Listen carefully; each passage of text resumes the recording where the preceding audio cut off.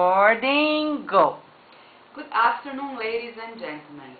My name is Marilia, and I'm here today to talk about Steve Jobs, more specifically about a lecture he gave at Stanford University.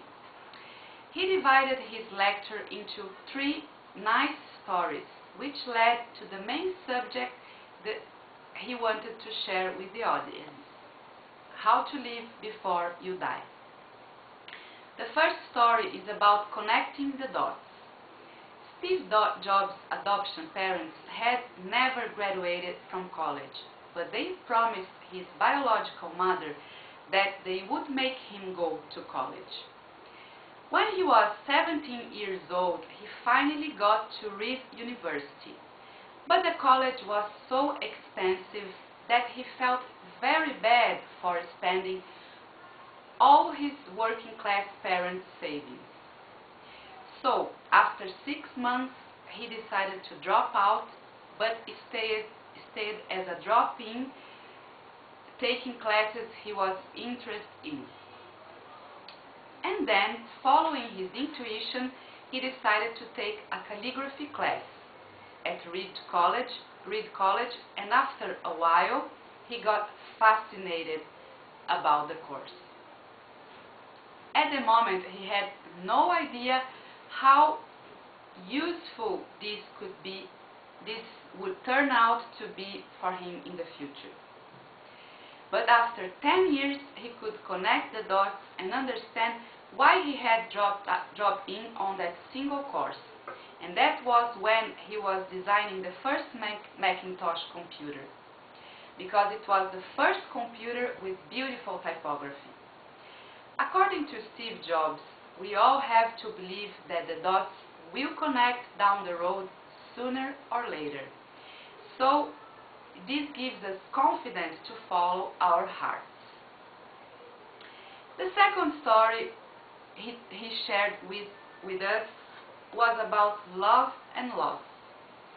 Steve Jobs started Apple at his parents' garage with his partner Oz, and after 10 years, Apple had grown into a $2 billion company with over 4,000 employees. They also had another partner, but their visions of the future began to diverge. So the board of directors sided with his partner, and they decided to fire Steve Jobs. He was 30 years old and out of Apple. He felt devastated. But after a while, he was fulfilled by the lightness of being a beginner again and less sure about everything.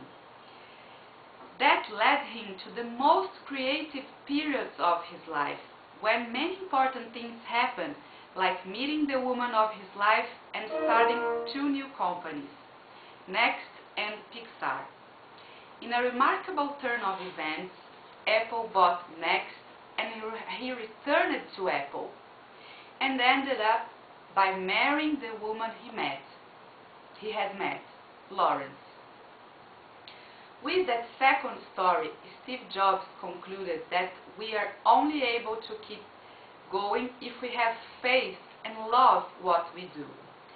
So, the only way to be truly satisfied at work is to do what you believe is great work. And he advised, you will know when you find it, so keep looking, don't settle. His third story was about death. When he was 17 years old, he read a quote like this: "If you live each day as if it was your last, someday we will most certainly be right." After that, he would look in the mirror every morning and ask himself, if today were the last day of my life, would I want to do what I am about to do today? So, remembering about death was the most important tool he had ever encountered to help him make big choices in his life. He was diagnosed with an incurable type of pancreas cancer, and he had to live every day with that farewell feeling. But fortunately, after a second biopsy, it turned out to be a cancer curable with surgery. He had the surgery and got fine. And from that he realized, and since that particular moment, he realized that no one wants to die. And yet, death is the destination we all share. It is life's change agent. It clears out the old to make a way for the new. Due to what had happened, he concluded and told his audience about the importance of not wasting time with other people's thinking. The noise of others' opinions should not drown out our inner voice, which means follow our hearts and intuition.